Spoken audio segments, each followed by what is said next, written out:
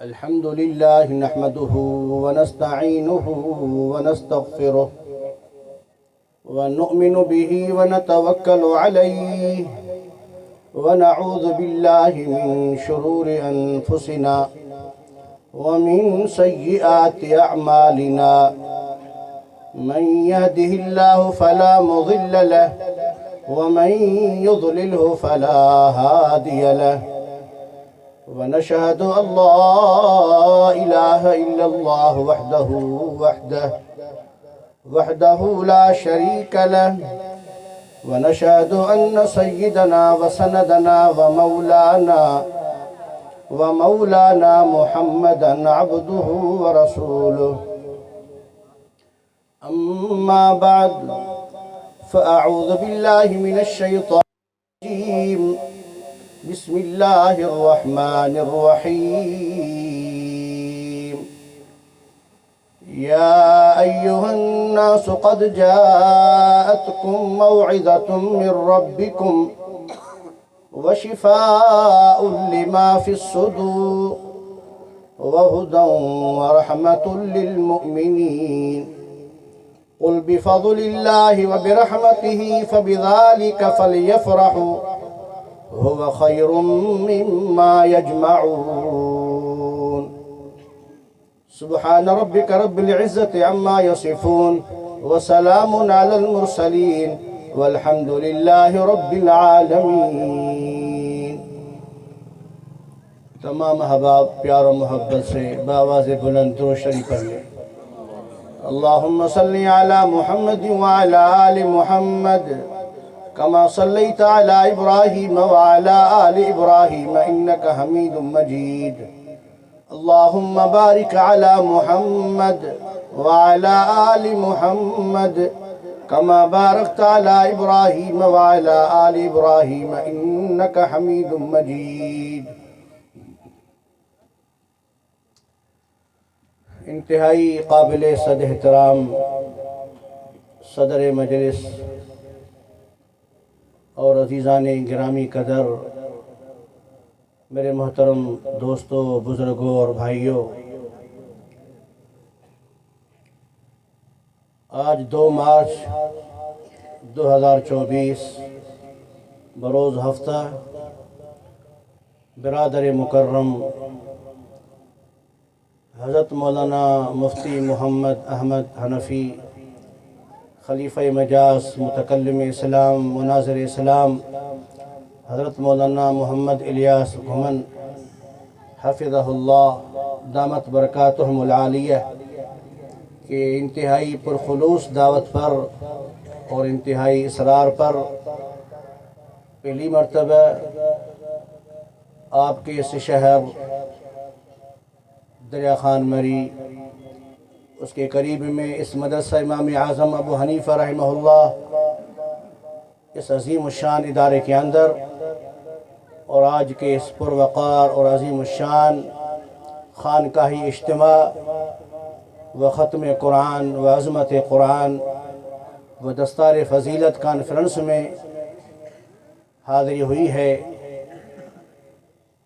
میری دعا ہے، دل سے دعا ہے کہ اللہ تعالی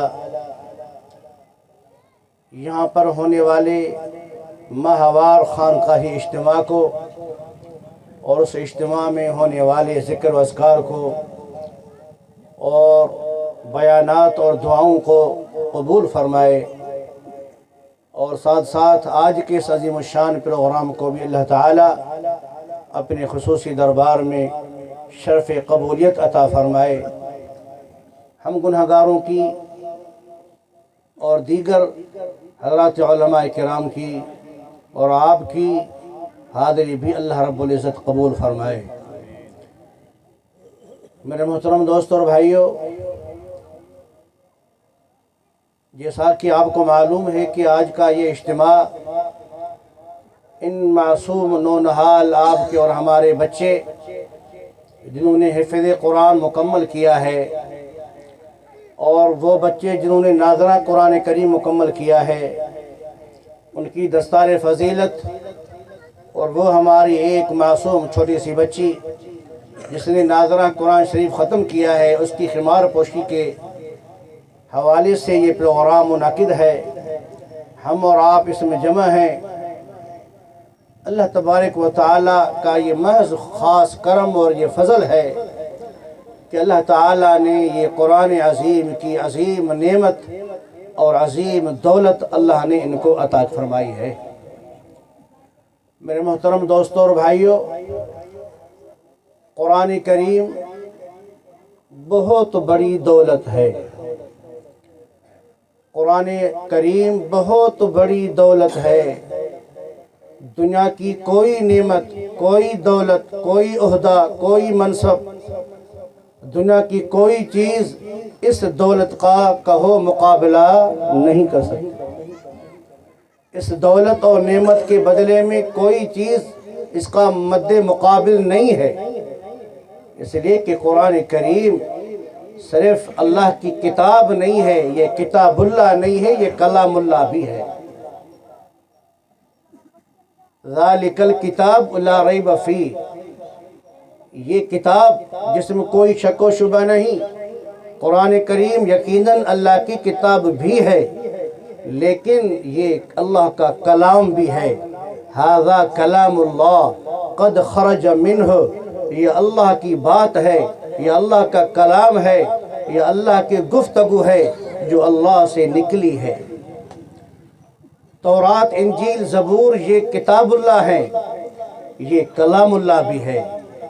تورات، انجیل، زبور کتاب اللہ ہے، تبھی تو وہ ایک بار ہی کامل طور پر مکمل نازل ہوئے، لیکن قرآن کریم یک بارگی مکمل طور پر ایک ہی مرتبہ نازل نہیں ہوا ہے، یہ وقتاً فوقتاً تھوڑا تھوڑا ہو کر موقع بہ موقع اترا ہے۔ اس کی ایک وجہ، جہاں اور وجوہات اس کی بہت ساری ہیں، ایک وجہ اس کی یہ بھی ہے کہ یہ اللہ کا کلام ہے، یہ اللہ کی گفتگو ہے۔ ھذا کلام اللہ قد خرج منہ۔ میرے عزیز دوست اور بھائیوں، اتنی بڑی دولت کہ جو اللہ کا کلام ہو، اللہ کی گفتگو ہو، جو اللہ کی ذات سے نکلی ہو، اس کا رتبہ اور مقام کتنا بڑا ہوگا۔ میرے محترم دوستو بھائیوں، شاید آپ نے علماء سے اور اکابرین اور بزرگوں سے سنا ہو، امام محمد رحمہ اللہ کے زمانے میں بادشاہ وقت نے اپنے بیوی سے کہا کہ میں اپنے بیٹی کو نکاح میں بوقت رخصتی دنیا کی بڑی سے بڑی دولت، دنیا کی ہر چیز، یوں کہو پوری دنیا دے دوں گا، اگر نہ دے سکا تو تجھے 3 طلاقیں۔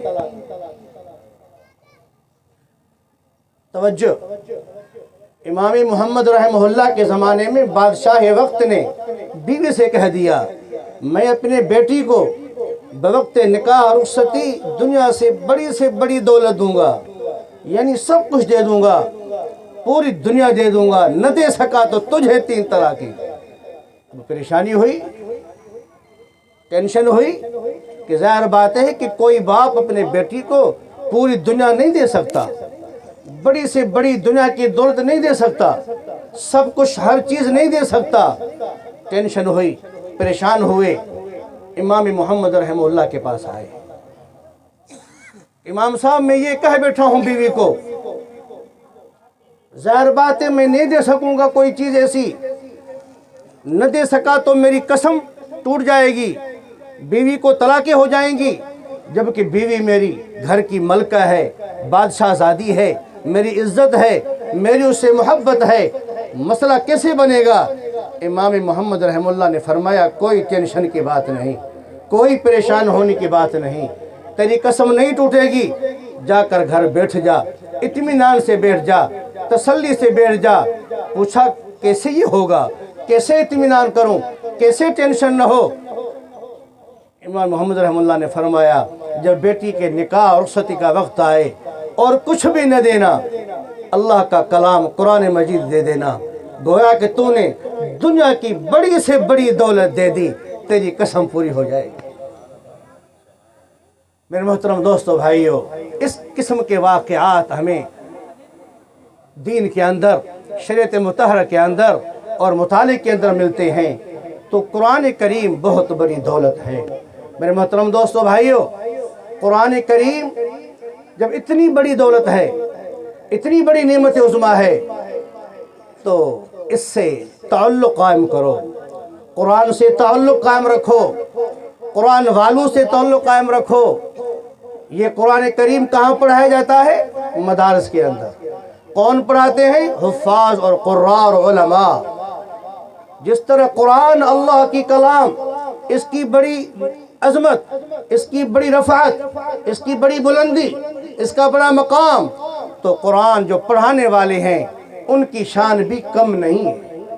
اس لیے آپ صلی اللہ علیہ وسلم نے فرمایا خیرکم من تعلم القرآن وعلمہ، تم میں سے سب سے بہتر وہ ہے جو قرآن پڑھتا ہے یا پڑھاتا ہے، سیکھتا ہے یا سکھاتا ہے، یا تو قرآن کا طالب علم ہے یا قرآن کا استاد ہے۔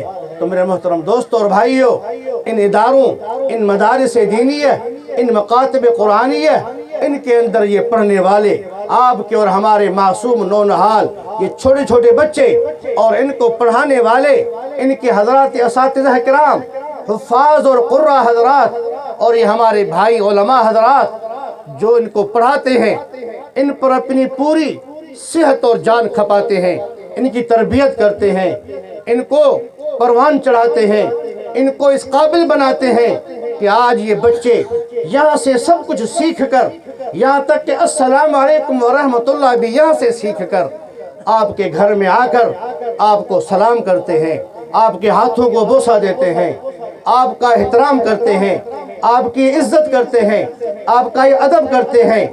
یہ ادب اور احترام اور عزت ان معصوم بچوں نے کہاں سے سیکھی ہے؟ مدارس سے سیکھی ہے۔ خدا کی قسم کھا کر کہوں تو میں جھوٹا نہ ہوں گا، جو ادب اور احترام اور عزت ان مکاتب قرآنیہ اور مدارس دینیہ کے پڑھنے والے ان بچوں میں ہوتی ہے، اسکول اور یونیورسٹی اور کالج والوں کے بچوں کے طبیعت میں وہ ادب اور اخلاق نہیں ہوتا جو ان بچوں میں۔ اس لیے جیسے مولانا نے فرمایا پنکھے کے 3 پر ہوتے ہیں، ایک پر بھی نہ ہوگا پنکھا کام نہیں کرے گا۔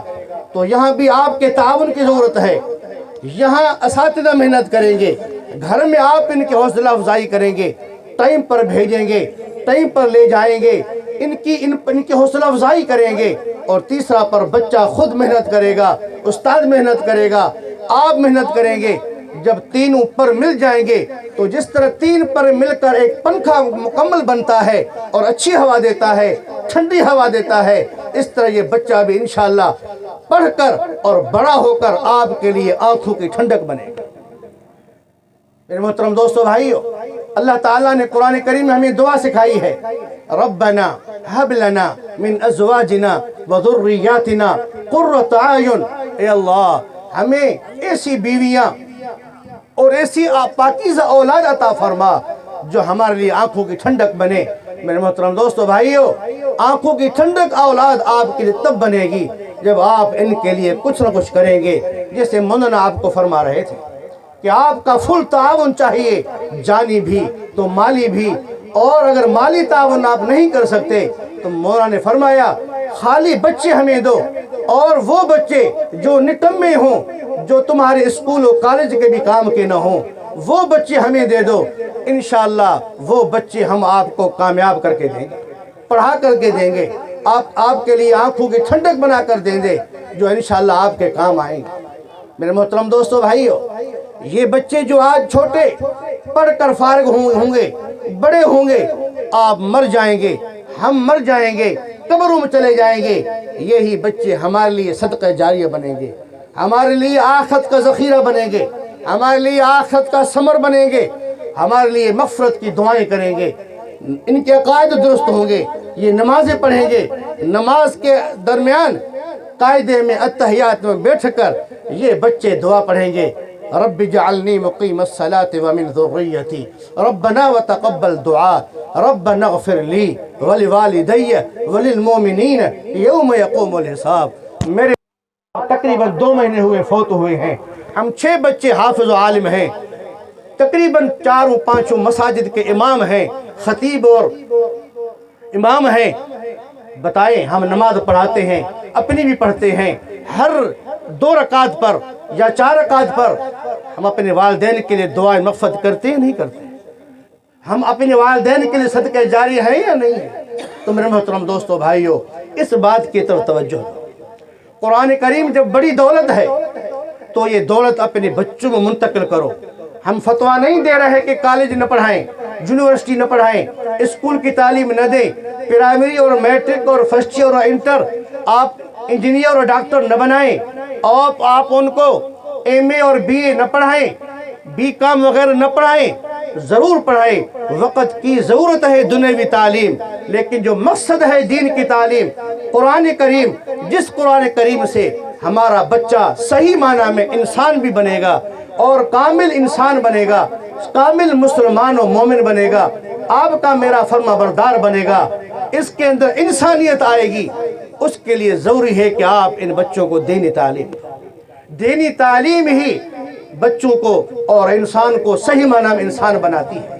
میرے محترم دوستو بھائیو، آپ جیسے فرمایا مولانا نے کہ آپ کہتے ہیں، دنیا والے کہتے ہیں کہ مدارس نے کیا دیا ہے، سب کچھ تو اسکول اور کالج اور یونیورسٹیوں نے دیا ہے، لیکن میں آج دعوے سے کہتا ہوں، اسکول، کالج، یونیورسٹی، یہ ادارے، انہوں نے ہم اور آپ سے لیا زیادہ ہے، دیا کم ہے۔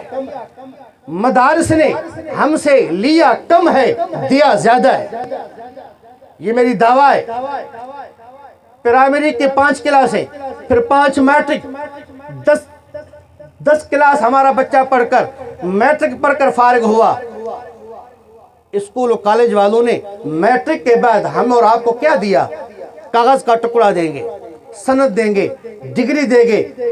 میں تو کہا کرتا ہوں، میٹرک کی ڈگری، بے روزگاری کی ڈگری اگر دیکھنی ہو تو میٹرک کی ڈگری ہے۔ اس کے بعد آپ فرسٹ ایئر اور انٹر، بی اے اور ایم اے کرا کے اسکول و کالج کی، یونیورسٹی کی انتظامیہ آپ کو ڈگری دے گی، کاغذ کا ٹکڑا دیں گے۔ وہ ڈگری، وہ کاغذ کا ٹکڑا ہمیں کس کام آئے گا؟ اکا دھکا کسی ایک آدھے کو نوکری ملی ہوگی، ورنہ ڈگری والے در در کے ٹھوکریں کھا رہے ہیں۔ خدا کی قسم، روڈ پر کھڑے ہو کر گاڑا چلا کر اور اپنی روزی کر رہے ہیں۔ اگر یہ ڈگری کامیابی کی چیز ہوتی تو سارے ڈگری والوں کو روزگار ہوتا، سب کو نوکریاں ہوتی، سب خوش اور آباد ہوتے، لیکن نہیں، یعنی ہم نے بہت کچھ لگایا، اسکول پر خرچ کیا، کالج پر خرچ کیا، یونیورسٹی پر خرچ کیا، بھاری فیسیں بھری، کتابوں کورس پر خرچ کیا، بچوں کے لے آنے پر خرچ کیا، بہت کچھ خرچ کیا، لیکن ملا کاغذ کا ٹکڑا جس پر ہمیں نوکری بھی نہ مل سکی۔ میں یہ کہوں تو غلط نہ ہوگا، لاکھوں روپیہ خرچ کرتے ہیں انجینئرنگ پر، میڈیکل پر، ڈاکٹر بننے پر، لیکن کوئی نوکری نہیں، کوئی روزگار نہیں، کوئی فائدہ نہیں۔ اور یہاں میں نے دعویٰ کی تھی کہ ہم نے ان اداروں کو دیا زیادہ ہے، انہوں نے ہمیں دیا کم ہے، انہوں نے لیا زیادہ ہے ہم سے، ہم نے خرچ زیادہ کیا ہے لیکن ہمیں ملا کم ہے۔ لیکن ان اداروں میں ہم اور آپ نے ان کو دیا کم ہے، لیکن انہوں نے ہمیں زیادہ دیا ہے۔ ہم نے کیا دیا ہے؟ بچے دیے ہیں، ہم نے اتنا مال بھی نہیں دیا۔ یہ مدرسے والے کھانا بھی دیتے ہیں، قیام بھی دیتے ہیں، کتابیں بھی دیتے ہیں، کورس بھی دیتے ہیں، کپڑے بھی دیتے ہیں، وظیفہ بھی دیتے ہیں، خرچہ بھی دیتے ہیں، خرچی بھی دیتے ہیں، سب کچھ دیتے ہیں، لیکن حافظ بنا کر، عالم بنا کر، یہاں سے بھی ڈگری ملے گی، یہاں سے بھی ملے گی سند، لیکن وہ سند اور ڈگری کس کام کی ہے؟ آج میں بتا رہا ہوں، اس ڈگری سے تمہیں بھی اور ان بچوں کے بعد تم ورثاء اور والدین کو انشاءاللہ سے ڈگری اور سند کے بدولت اللہ کا عزت و عظمت والا مہمان خانہ جنت ملے گی۔ آپ کہو گے سے کوئی پروف، کوئی ثبوت؟ ہاں، رسول اللہ صلی اللہ علیہ وسلم نے اس قرآن کریم ناظرہ پڑھنے والے کے لیے مغفرت کا اعلان کیا ہے، حافظ بننے والے کے لیے جنت کا اعلان کیا ہے، اس کا بڑا مقام بتایا ہے۔ اور یہ حافظ صرف اکیلا نہیں، اس کو قیامت میں 10 سیٹیں اور ملیں گی، 10 کی کوٹہ ملے گی، عالم کو 70 کی کوٹہ ملے گی، کہ وہ 10 اور 70 جن پر جہنم واجب ہو چکی ہے۔ اے میرے بندے تو حافظ بنا، تو عالم بنا، تیرے والدین نے قربانی دی ہے، تو ان کی سفارش کر، تجھے اجازت ہے ان کو لے جا جنت میں۔ تو بتاؤ، ہم سے اداروں نے زیادہ دیا کچھ نہیں، دیا تو بہت کم دیا، لیکن ان اداروں کو ہم نے اتنا نہیں دیا جتنا ان اداروں نے ہمیں دیا۔ ہمارے بچے ہمیں پڑھا کر دیے، باادب بنا کر دیے، بااخلاق بنا کر دیے، اور کام کے بنا کر دیے کہ ہم چلے جائیں گے یہ بچے ہمارے صدقہ جاریہ بنے گے۔ تو میرے محترم دوستو بھائیو، آپ جو بڑے حضرات ہیں، الحمدللہ قرآن سے بھی آپ کا تعلق ہے، دین سے بھی تعلق ہے، علماء سے بھی تعلق ہے، مدارس و مساجد سے بھی تعلق ہے۔ میں آپ کے لیے ایک بات کہوں گا، حدیث پاک میں آتا ہے کہ وہ دل، مختصر میں عبارت بھی نہیں پڑھتا، بات کو آگے چلاتا ہوں، فرمایا وہ دل جس میں قرآن کا ایک حصہ بھی نہ ہو، قرآن کریم کا کچھ بھی حصہ نہ ہو، وہ دل ایسے ہے جیسے ویران گھر۔ حدیث ہے، وہ دل جس دل میں قرآن کا ایک حصہ بھی محفوظ نہ ہو، وہ دل ایسے ہے جیسے ویران گھر۔ میں آپ سے پوچھتا ہوں، ویران گھر، غیر آباد گھر، خالی گھر بند پڑا ہو، اس میں شیاطین و جنات کا بسیرا ہوگا نہیں ہوگا؟ ان میں جنات و شیاطین ٹھہریں گے نہیں ٹھہریں گے؟ اگر آپ پورے قرآن کریم کے حافظ نہ بن سکیں تو کسی قرآن کے کسی حصے کے تو حافظ بنے۔ مثال کے طور پر آیت الکرسی ہے قرآن کریم کی، سورہ بقرہ کی ایک آیت ہے، اللہ لا الہ الا هو الحی القیوم۔ اس کی بڑی عظمت ہے، اس کی بڑی فضیلت ہے، اس میں اسم اعظم ہے۔ اس پڑھنے سے میرے محترم دوستو شفا بھی ملے گی، اس کے پڑھنے سے جنت بھی ملے گی۔ آپ فرض نماز کے بعد سورہ آیت الکرسی کی تلاوت کیا کرو، فرمایا مرنے کی دیر ہے، مرتے ہی بندہ جنت میں جائے گا۔ میرے محترم دوستو، ہر مسلمان کو آیت الکرسی یاد ہونی چاہیے۔ کہو انشاءاللہ یاد کریں گے۔ آیت الکرسی ہر مسلمان کو یاد ہونی چاہیے۔ سورہ بقرہ کی ابتدا، سورہ بقرہ کی انتہا، آخر کی چند آیات ہر مسلمان کو یاد ہونی چاہیے۔ آپ کو پتہ ہے، مولانا بات کر رہے تھے تو مجھے یہ بات یاد آئی۔ مولانا فرما رہے تھے جب کوئی مرتا ہے غسل دینے والا ہمیں نہیں ملتا، دیہات میں بھی شاید آسانی سے مل جاتا ہو، شہر کا حال ہم سے پوچھو۔ کوئی فوتگی ہو گئی، مولوی صاحب بندہ چاہیے، کوئی خاتون فوت ہوئی، مرد فوت ہو جاتا ہے، کوئی نہ کوئی عالم سگورا، کوئی حافظ قاری مل جاتا ہے، ہم خود بھی غسل دے دیتے ہیں، لیکن اللہ نہ کرے کوئی ہماری ماں اور بہن اور بیٹی، کوئی خاتون اللہ کی بندی فوت ہو گئی، اب اس کے لیے ہمیں لوگ کہتے ہیں صحیح کوئی خاتون تلاش کر کے دو۔ خدا کی قسم کھا کر کہہ رہا ہوں، ہمیں آسانی سے کوئی خاتون غسل دینے والی نہیں ملتی۔ مولانا پریشان ہوتے ہیں، ڈھونڈتے ہیں، 20 آدمیوں کو فون کرتے ہیں، اللہ معاف کرے نہیں ملتی، ملتی ہے تو بڑی مشقت سے ملتی۔ لیکن مولانا فرمایا ہم تجربے کے طور پر ہم یہاں بچوں کو غسل کا طریقہ بھی سکھاتے ہیں۔ تو میں نے کہا سورہ بقرہ کی ابتدا، سورہ بقرہ کی انتہا، یہ آیات یاد ہونی چاہیے۔ آپ کو معلوم ہے جب میت کو قبر میں اتارتے ہیں تو سر کے اوپر سے سرہانے سے سورہ بقرہ کی ابتدا پڑھی جاتی ہے، الف لام میم سے مفلحون تک، اور پاؤں سے آمن الرسول سے آخر تک سورہ بقرہ کی آخر آیات پڑھی جاتی ہیں۔ اگر کوئی حافظ و عالم قاری صاحب نہیں ہوتا تو تلاش کرتے ہیں کوئی جو سورہ بقرہ کی ابتدا اور انتہا قبر پر پڑھ لے۔ اگر ہر مسلمان کو یاد ہونی چاہیے تو کیا تلاش کرنے کی ضرورت ہے؟ جو وارث ہے میت کا، مرحوم کا، ابا فوت ہوا ہے، اماں فوت ہوئی ہے، اس کے لیے آیت الکرسی بھی یاد نہیں ہے، اس کے لیے اللہ اکبر جنازے کی نماز کی دعائیں یاد نہیں ہیں۔ باپ مر گیا، بیٹا جنازے میں ابا کے لیے مغفرت کی دعا نہ کر سکے، جنازہ نہ پڑھ سکے، پڑھانا اور بات ہے، جنازے میں کھڑے ہو کر اس کو صحیح معنی میں ہاتھ بھی باندھنا نہ آئے، یہ بھی پتہ نہ ہو کہ ہر تکبیر میں ہاتھ اٹھائے جاتے ہیں یا عیدم اٹھائے جاتے ہیں۔ تجربہ اور مظاہرہ ہوتا ہے جنازے کی نماز میں اور عیدین میں کہ عید والا طریقہ جنازے میں اپنایا جاتا ہے، جنازے والا طریقہ عید میں اپنایا جاتا ہے، صحیح طریقہ معلوم نہیں ہوتا۔ تو میرے محترم دوستو، میں نے عرض کیا وہ دل جس کے اندر قرآن کریم کا کچھ بھی حصہ محفوظ نہ ہو، وہ ویران گھر کی طرح ہے۔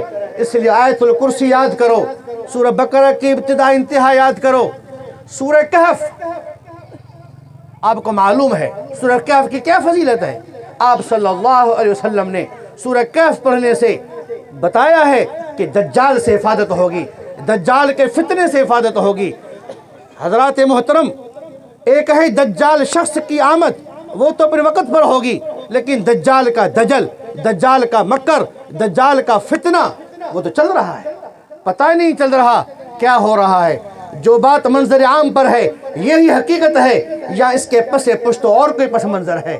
ایک بیان آج سامنے آیا ہے یہی ہے یا کوئی اور بات ہے؟ اسکرین پر جو منظر ہے یہ ہے یا اس کے پیچھے کوئی اور چیز ہے؟ پتہ بھی نہیں چلے گا، ہم کسی کے لیے استعمال ہو جائیں گے۔ تو دجال کا دجل اور فتنہ چل رہا ہے، اس کے حفاظت کے لیے ہمیں دین و اسلام کی تعلیم یہ ہے، رسول اللہ صلی اللہ علیہ وسلم کی تعلیم یہ ہے کہ ہم سورہ کہف کی 10 آیتیں پہلے درجے میں سورہ کہف پوری یاد ہو۔ الحمدللہ یہ حفاظ کو یاد ہے، ہم بڑے یاد نہیں کر سکتے، کوئی کوشش کرے کر سکتا ہے، مشکل بات نہیں ہے، اللہ کے لیے کیا مشکل ہے؟ ہم کوشش کریں کوئی بات مشکل نہیں ہے، آدمی کوشش سے بہت کچھ حاصل کر لیتا ہے، بہت کچھ سیکھ لیتا ہے۔ من جد وجد، جو کوشش کرے گا حاصل کرے گا پائے گا۔ پوری صورت نہیں تو 10 آیتیں سورہ کہف کی یاد ہونی چاہیے، یا تو 10 ابتدا کی آیت یا آخر کی، یا صرف ابتدا کی یا صرف آخر کی۔ آخری درجے میں فرمایا 3 آیتیں سورہ کہف کی ہر مسلمان کو یاد ہونی چاہیے۔ اگر وہ جو یاد کرے گا انشاءاللہ دجال کے دجل اور فتنے سے محفوظ رہے گا۔ اس کے علاوہ آخری صورتیں ہیں چاروں کل، سورہ کافرون، قل واللہ احد، قل اعوذ برب الفلق، قل اعوذ برب الناس، یہ چاروں کل تو ہر مسلمان کو یاد ہونے چاہیے تاکہ اپنے مرحومین کے ایصال ثواب کے لیے یہ پڑھ کر آدمی دعا کر سکے۔ میرے محترم دوستو، اس کے بعد کوئی بھی 4 صورتیں ہر مسلمان کو یاد ہونی چاہیے۔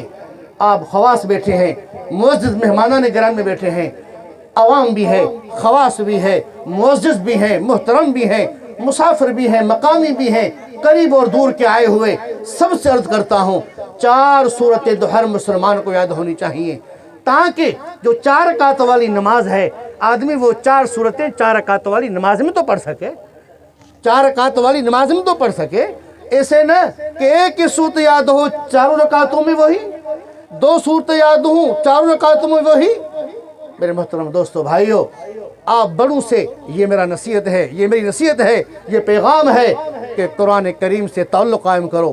قرآن کریم کی عظمت کا تقاضا ہے کہ قرآن کریم کو روٹین ملاؤ، اپنی معمولات ملاؤ، یومی یا روزانہ قرآن کریم کے کچھ نہ کچھ تلاوت کریں۔ افسوس سے کہنا پڑتا ہے اس موبائل نے ہمیں خیر کم دیا ہے، نقصان زیادہ دیا ہے۔ آپ بھی اس بات سے اتفاق کریں گے جب سے یہ چیز آئی ہے تو قرآن کریم میں بھی اسم دیکھ کر پڑھتے ہیں، قرآن کریم اٹھا کر نہیں پڑھتے۔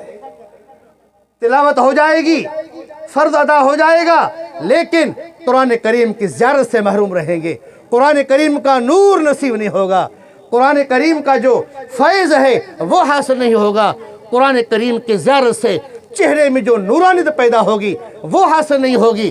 اس لیے میں کہا کرتا ہوں اپنے جمعے کے مواعظ میں بھی، خدا را قرآن کریم سے تعلق رکھو، قرآن کریم سے محبت کرو، قرآن کریم زیادہ پڑھو، قرآن کریم کو اپنے معمولات میں لاؤ، روزانہ کچھ نہ کچھ قرآن کریم کی تلاوت ضرور کرو اور قرآن کریم کو دیکھ کر پڑھا کرو تاکہ آپ قرآن کی زیارت بھی کر سکیں، قرآن کو آنکھوں پہ لگائیں، قرآن کو ہونٹوں پہ لگائیں، بوسہ دیں، چومیں، سینے سے لگائیں، ادب و احترام سے اس کو اٹھائیں، ادب و احترام سے رکھیں اور قرآن کریم کو روزانہ یومی اس کی تلاوت کریں گے انشاءاللہ تعالی۔ اور بالخصوص رمضان مبارک آ رہا ہے، رمضان مبارک آ رہا ہے، میں یہ کہا کرتا ہوں رمضان مبارک تو قرآن کریم کی سالگرہ کا مہینہ ہے، قرآن کریم کے نزول کا مہینہ ہے، نزول قرآن کا ماہ رمضان مہینہ ہے۔ شہر رمضان الذی انزل فیہ القرآن انا انزلناہ فی لیلۃ القدر، سب سے زیادہ قرآن رمضان میں پڑھا جاتا ہے۔ ابھی سے اس کی تیاری کرو، ابھی سے قرآن کی یومیہ تلاوت کرو تاکہ رمضان میں زیادہ سے زیادہ آپ ختم نکال سکیں۔ خود بھی قرآن پڑھیں اور اپنے گھروں میں اپنے ماؤں، بیویوں، بیٹیوں، بہنوں کو بھی کہیں کہ وہ گھروں میں قرآن کریم پڑھیں۔ میرے محترم دوستو، قرآن نور ہے، قرآن ہدایت ہے، قرآن رحمت ہے، قرآن شفا ہے۔ میں نے جو آیت کریمہ پڑھی ہیں، یا ایھا الناس قد جاءتکم موعظۃ من ربکم، اے انسانو آئی ہے تمہارے پاس نصیحت تمہارے رب کی طرف سے۔ قرآن کیا ہے بھائی؟ بولو، قرآن نصیحت ہے۔ قرآن کیا ہے؟ نصیحت ہے۔ فذکر بالقرآن من یخاف وعید، قرآن سے نصیحت کیجئے، قرآن کے ذریعے ڈرائیے۔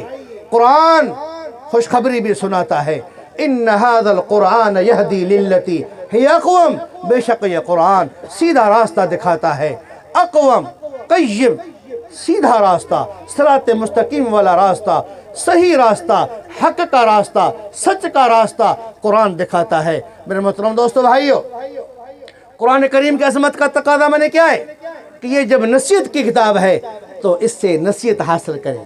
نصیحت کس کو کی جاتی ہے؟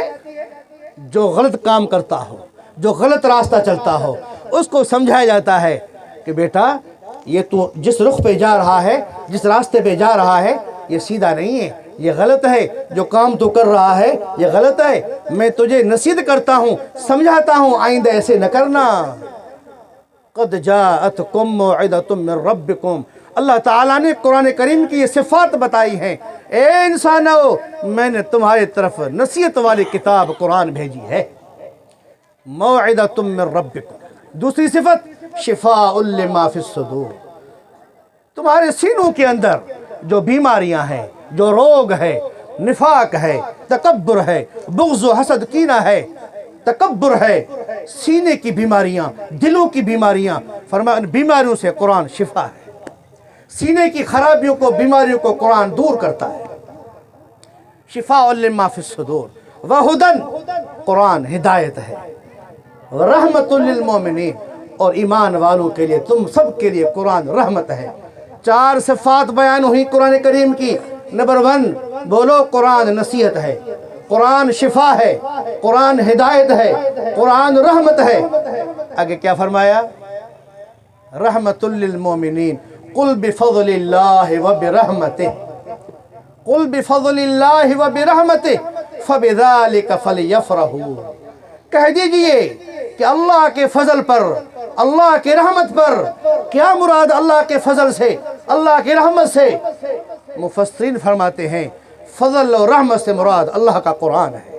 فَبِذَلِكَ فَلْيَفْرَحُوا، تمہیں چاہیے کہ اس اللہ کے فضل پر، اللہ کے اس رحمت پر، نصیحت والی کتاب جو شفا ہے، ہدایت ہے، رحمت ہے، اللہ کے اس فضل اور رحمت پر خوش ہو جاؤ۔ الرحمن علم القرآن، رحمان نے رحم کیا، کرم کیا، فضل فرمایا، علم القرآن، قرآن کی تعلیم دی، قرآن جیسی دولت دی، قرآن جیسی نعمت دی، قرآن کی دولت سے مالا مال کیا۔ فَبِذَلِكَ فَلْيَفْرَحُوا هُوَ خَيْرٌ مِّمَّا يَجْمَعُونَ، اللہ فرماتے ہیں دنیا والو، یہ قرآن میرا فضل تھا، قرآن میرا فضل ہے، قرآن میری رحمت ہے، تمہیں چاہیے کہ اس پر خوش ہو جاؤ، قرآن کی دولت پر خوش ہو جاؤ۔ اونچی آواز سے کہو ہم سب اللہ کی اس دولت پر بڑے خوش ہیں۔ خدا کی قسم، دنیا والوں کو دنیا مبارک، دنیا والوں کو مال و دولت مبارک، قرآن والوں کو قرآن مبارک۔ تمہیں نہیں پتا اس قرآن کے قدر کا، تمہیں نہیں پتا اس قرآن والوں کی عظمت کا۔ دنیا میں قرآن والوں کی کوئی عزت نہیں۔ دنیا کی مارکیٹ میں، دریا خان مری کی مارکیٹ میں، اس تمہارے ضلع نوشہر و فیروز کے اندر اگر قرآن والوں کی مارکیٹ نہیں تو کوئی بات نہیں۔ خدا کی قسم کھا کر کہتا ہوں، اللہ کی مارکیٹ میں قرآن والوں کی بڑی عزت ہے، بڑی عظمت ہے، بڑی عظمت ہے، بڑی عظمت ہے۔ اللہ کے نبی سرٹیفکیٹ دے رہے ہیں، خیرکم من تعلم القرآن وعلمہ، سب سے بہتر کون ہے؟ جو قرآن پڑھتے ہیں، قرآن پڑھاتے ہیں۔ هو خیر مما یجمعون، اللہ فرماتے ہیں یہ قرآن بہتر ہے، قرآن بہتر ہے، مما یجمعون، جو دنیا والے جمع کرتے ہیں۔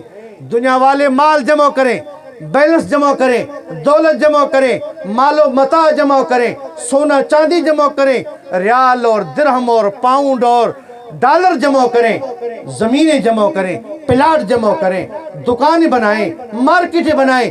ہوا خیر مما یجمعون، دنیا والے جو کچھ جمع کرتے ہیں قرآن سب سے بہتر ہے، قرآن سب سے بہتر ہے، قرآن سب سے بہتر ہے۔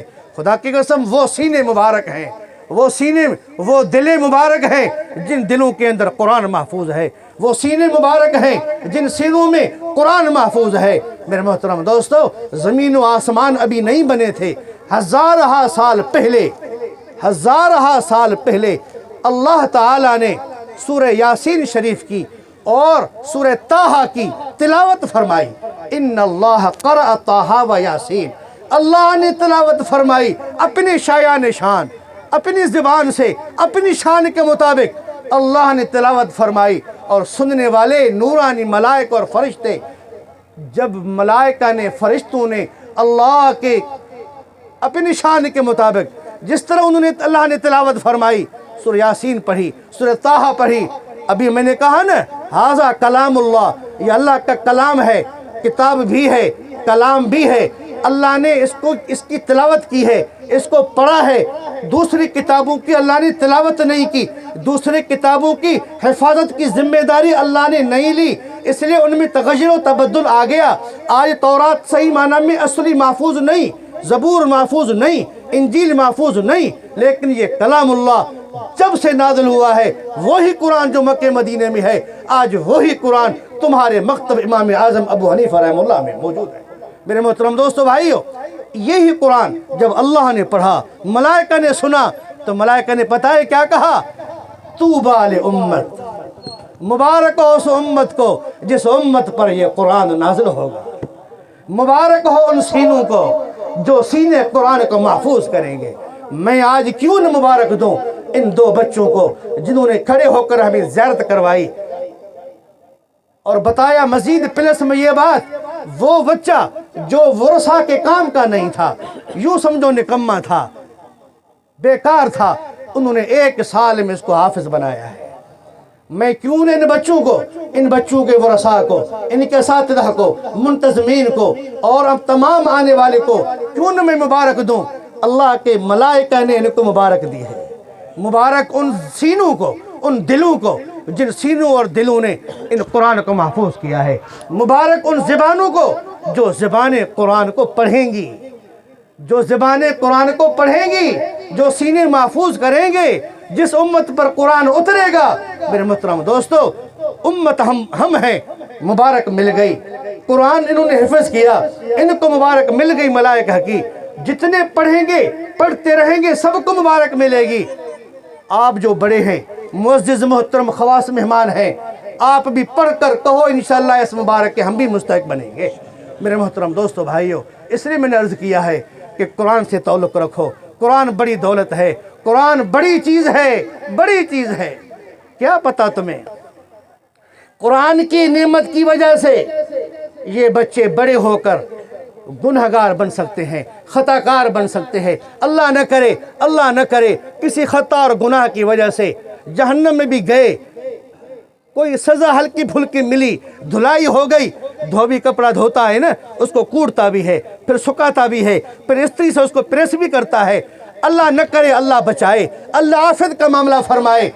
سب کچھ ہو سکتا ہے، لیکن قرآن کے الفاظ کی وجہ سے جہنم کی آگ ان کو نہیں جلائے گی، جہنم کی آگ قرآن والوں کو نہیں جلائے گی۔ میرے محترم دوستو بھائیو، میں نے اسے عرض کیا ہے، ورنہ حدیث میں یہ بھی آتا ہے، اللہ تعالیٰ ان حفاظ و ان قراء کو، ان علماء کو، ان دین کی خدمت کرنے والوں کو، ان بزرگوں کو خدا کی قسم سامنے بٹھائیں گے۔ اللہ کہیں گے، اے علماء، میں نے تمہیں علم اس لیے نہیں دیا تھا کہ آج میں تمہیں رسوا کروں اور تمہیں جہنم میں ڈالوں۔ آج اونچے اونچے ممبروں پر بٹھا کر اللہ نے علماء کا بڑا اکرام کرا کر فیصلہ فرمائیں گے، اگر تمہارے اندر کچھ کمزوریاں ہیں بھی، آج پوری خلقت کے سامنے تمہیں معاف کرتا ہوں، جاؤ جنت میں۔ میرے محترم دوستو بھائیو، جب ہم اور آپ جب جنت میں جائیں گے نا، تو ایسے نہیں جائیں گے انشاءاللہ۔ یہ بچے پڑھنے والے، یہ علماء ایسے نہیں جائیں گے، یہ کہیں گے سائیں ہم کیسے جائیں، ہمارے اساتذہ بھی تو ہیں جنہوں نے ہمیں پڑھایا تھا، ہمارے معاونین بھی تو تھے جنہوں نے ہمیں چندہ دیا تھا، مال لگایا تھا، قربانی دی، گندم کی سیزن میں گندم دی، مسجد بنوائی، مدرسہ بنایا، ہمارے لیے وضو خانہ بنایا، ہمارے لیے کھانے کا انتظام کیا، ہمارے راحت و ضروریات کا انتظام کیا، ہم ایسے نہیں جائیں گے، ان کو بھی لے کر جنت میں جائیں گے۔ اللہ فرمائیں گے تمہیں اختیار ہے، جس کے لیے سفارش کرو میں سفارش قبول کروں گا۔ میرے محترم دوستو بھائیو، ہمت کرو ان اداروں کا اور اس ادارے کا، اپنے مقامی ادارے کا، اپنے شہر کے، اپنے تحصیل، اپنے ڈسٹرکٹ کے تمام اداروں کا تعاون بھی کرو۔ جس نے فرمایا مولانا نے، جس کو جو مدرسہ قریب لگتا ہو وہاں تعلیم دلائے اور اچھا انسان بنائے۔ میں سمجھتا ہوں میں نے ٹائم آپ کا زیادہ لیا ہے، اور سردی کی رات بھی ہے، اور بھی ایک بیان ہونا ہے، خانقاہی اجتماع بھی ہے، ذکر بھی ہونا ہے، دعا بھی ہونی ہے، نماز بھی پڑھنی ہے، اور آخر میں جو ایک اور مہمان ہوتا ہے سندھی میں چوندہ مولوی دوہوں صاحب، وہ بھی انشاءاللہ ہوں دو، ان جے کرے مناسبہ ہے تو اپنے معروضات کو انہی الفاظ پر ختم کروں۔ بات تو بہت ہے، اللہ نے سچ پوچھو آپ کے توجہ کی وجہ سے، آپ کی نظر کرم ہے، ہاں جس طرح نظر بد کا اثر ہے اس طرح اچھی نظر کا بھی تاثیر ہے۔ آپ نے کوئی اچھی نظر کی ہے، حسن ظن آپ کی توجہ، اللہ نے کئی باتیں دل میں ڈالی ہیں، اور بھی بات بیان ہو سکتی ہیں، موقع ملا تو کسی اور موقع پر انشاءاللہ تعالی۔ ابھی میں آخر میں آپ حضرات کو، ان بچوں کو، ان کے ورثاء کو، والدین کو، منتظمین کو، معاونین کو، محبین کو، مولانا کے متعلقین کو، اور معزز آئے ہوئے خواص کو، حاضرین کو، سب کو، اور ان کے رفقاء کو، ان کی پوری ٹیم کو تہ دل سے مبارکباد دیتا ہوں اور دعاگو ہوں اللہ تعالیٰ ان کی کاوشوں کو، ان کی تمام خدمات کو، جو ان تمام ان محنتوں کو، ان کی قربانیوں کو، کہ دیکھو جنگل میں اللہ نے منگل بنا دیا ہے، کیا اللہ نے ہے، لیکن خدمت ان کی ہے، محنت ان کی ہے، اسباب کے درجے میں اللہ نے ان کو استعمال کیا ہے، ہم اور آپ بھی استعمال ہو جائیں گے تو انشاءاللہ ہمارا فائدہ ہوگا۔ اقول قولی هذا استغفر الله، آخر دعوانا ان الحمد لله رب العالمین، آخر دعوانا ان الحمد لله رب العالمین۔ اللہم صلی علی سیدنا محمد صلی اللہ علیہ وسلم۔ درود شریف پڑھنے کی برکت سے ساری گفتگو اور بیان قبول ہو جاتا ہے۔ آپ تمام حضرات درود شریف پڑھ لو۔ اللہم صلی علی سیدنا محمد صلی اللہ علیہ وسلم، اللہم صلی علی سیدنا محمد صلی اللہ علیہ وسلم، اللہم صلی علی سیدنا محمد صلی اللہ علیہ وسلم۔ مولا اس درود شریف کی برکت سے جو گفتگو ہوئی، جو دعا کی، قبول فرما، قبول فرما، قبول فرما، آمین آمین برحمتک یا ارحم الراحمین۔